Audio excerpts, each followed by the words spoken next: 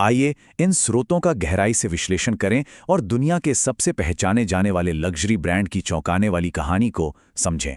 एक बेघर लड़के से लेकर एक विशाल साम्राज्य तक का सफर जितना प्रेरणादायक लगता है, हकीकत में ये उतना ही हैरान करने वाला भी है। इस पूरे साम्राज्य की जड़ को समझने के लिए ना हम एक बहुत ही हैरान करने वाले नंबर से शुरुआत करनी होगी, और वो नंबर है 292 माइल। जी हाँ, 292 माइल।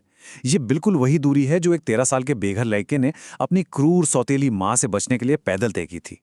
ये सफर सच में रोंगटे खड़े कर देने वाला है। स्रोत हमें बताते हैं कि लुई विटॉन ने जिस चरम कठिनाई का सामना किया वो अकल्पनीय है।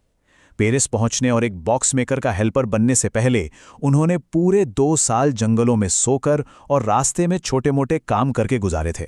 लग्जरी ट्रंक का आविष्कार।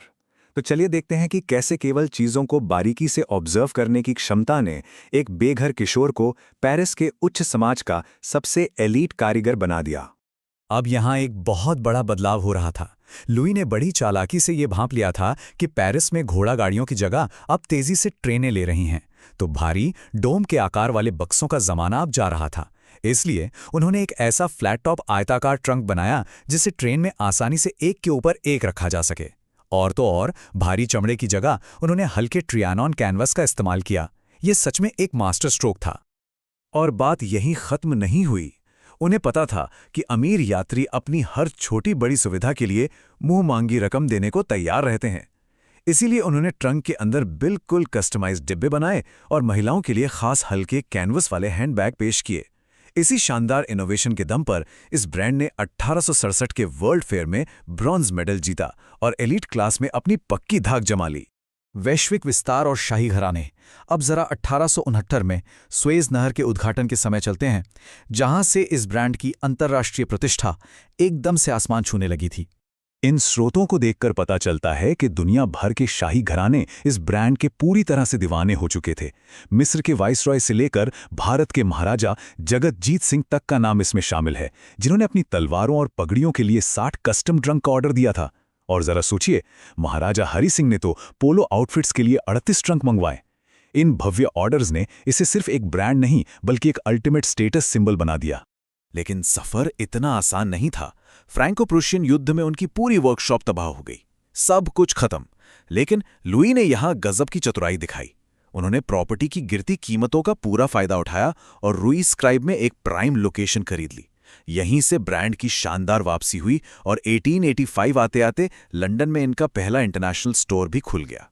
अब एक बहुत ही दिलचस्प सवाल सामने आता है, 19वीं सदी का कोई ब्रांड ट्रेन लुटेरों और जालसाजों को भला कैसे रोक सकता है? क्योंकि जैसे जैसे ब्रांड मशहूर हुआ, ट्रेनों में चोरी और बाजार में नकली प्रोडक्ट्स की बाढ़ सी आ गई। इसका कोई बहुत ही सॉलिड समाधान चाहिए था, और वो समाधान लेकर आए उनके बेटे जॉर्ज वेटन, जिन्होंने एक ऐसा मल्टी पिन टम्बलर लॉक बनाया जिसे तोड़ना लगभग नामुमकिन था। उन्होंने उस समय के सबसे मशहूर एस्केप आर्टिस्ट हैरी हुडीनी को अखबार में एक खुली चुनौती दे डाली कि वो इस ताले को तोड़कर दिखाएं।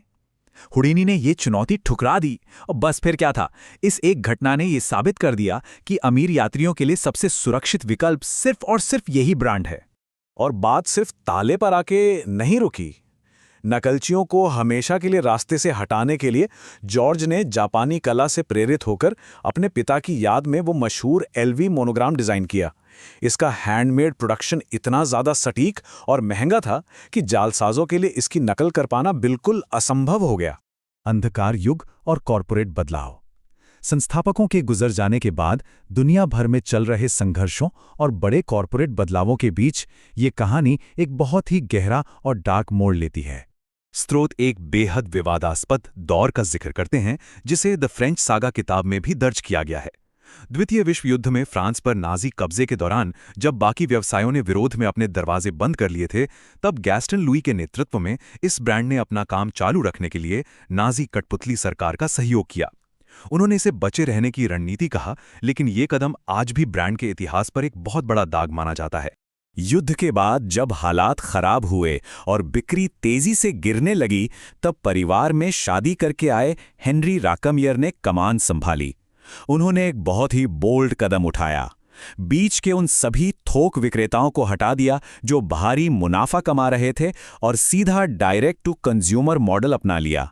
नतीजा, ये संघर्ष कर रहा पारिवारिक व्यवसाय 1987 आते आते $1 बिलियन की भारी भरकम सेल वाले विशाल कॉरपोरेशन में तब्दील हो गया।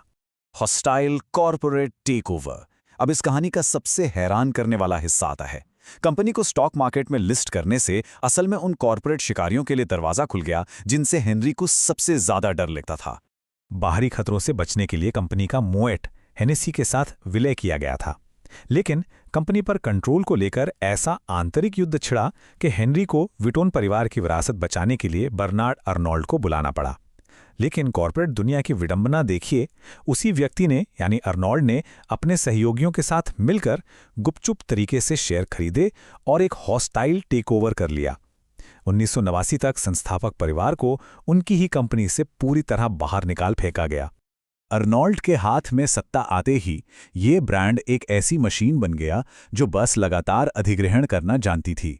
डायर और टिफ़नी जैसे 75 से भी ज़्यादा लग्जरी ब्रांड्स को तो खरीदा ही, साथ ही लग्जरी सेक्टर पर पूरी तरह से अपना एकाधिकार जमाने के लिए गुच्ची और हेमीज जैसे बड़े प्रतिद्वंदियों को भी निगलने की आक्रामक कोशिशें की गईं। आधुनिक साम्राज्य और विवाद। आइए अब आज के समय में लौटते हैं। ये समझना बहुत ज़रूरी है कि ब्रांड की जो एकदम साफ सुथरी लग्जरी इमेज हमें दिखती है और उस पर जो गंभीर आरोप लगते हैं, उन दोनों में ज़मीन आसमान का फ़र्क है। हमारे स्रोत ब्रांड से जुड़े कई बड़े विवादों को सामने लाते हैं, चाहे वो भारत में 100% विदेशी स्वामित्व के लिए की गई आक्रामक सरकारी पैरवी हो या फिर कोच जैसे प्रतिद्वंद्वियों को प्रमोट न करने के लिए स्टोर्स को धमकाने के आरोप। बात यहीं खत्म नहीं होती। आयात कर बचाने के लिए बिना बिके हुए करोड़ों के स्टॉक को जला देना और विदेशी जानवरों की खाल के इस्तेमाल को लेकर पीटा के वो जबरदस्त विरोध प्रदर्शन, ये ब्रांड अक्सर किसी न किसी बड़े विवाद के घेरे में रहता ही है। द गार्डियन की एक रिपोर्ट इस पूरी कहानी के एक बहुत ही अलग पहलू को सामने रखती है। एक तरफ तो ये ब्रांड अपने एलीट फ्रांस में सालों तक ट्रेनिंग लिए हुए कारीगरों का खूब प्रचार करता है, लेकिन रिपोर्ट का दावा है कि ये made in France loop hole का फायदा उठाते हुए असल में रोमानिया की फैक्ट्रियों में $133 प्रति महीने वाले बेहद सस्ते मजदूरों से काम करवाते हैं और फ्रांस में सिर्फ उसमें आखिरी टच दिया जाता है। सच कहूं तो इन तमाम विवादों का इस ब्रांड की उस चमक धमक वाली छवि पर कोई खास असर नहीं पड़ता। इनकी एक्सक्लूसिविटी का अंदाजा आप सिर्फ इस बात से लगाइए, ये ब्रांड हर साल सिर्फ अपने हांगकांग स्टोर की लोकेशन का किराया चुकाने के लिए $5 करोड़ 10 लाख खर्च कर देता है। ये सच में हैरान कर देने वाला आंकड़ा है और मानना पड़ेगा कि इनकी ये आक्रामक रणनीति पूरी तरह से काम भी करती है। इसी का नतीजा है कि 2023 के आते आते ये ब्रांड $112 बिलियन से भी ज़्यादा के एक विशाल अकल्पनीय मूल्यांकन तक पहुंच गया। तो अंत में ये पूरी कहानी हमें सोचने पर मजबूर कर ही देती है। जंगलों में सोने वाले एक 13 साल के बेघर लड़के की वो बेबस शुरुआत आज उसके नाम से चलने वाली इस बेहद क्रूर और विशाल कॉरपोरेट मशीन के साथ कैसे मेल खाती है। जब अस्तित्व बचाने की एक छोटी सी लड़ाई मल्टी बिलियन डॉलर के साम्राज्य में बदल जाती है, तो लग्जरी की असली कीमत क्या होती है? ये एक ऐसा सवाल है जो इस साम्राज्य की चकाचौंध के पीछे हमेशा गूंजता रहेगा।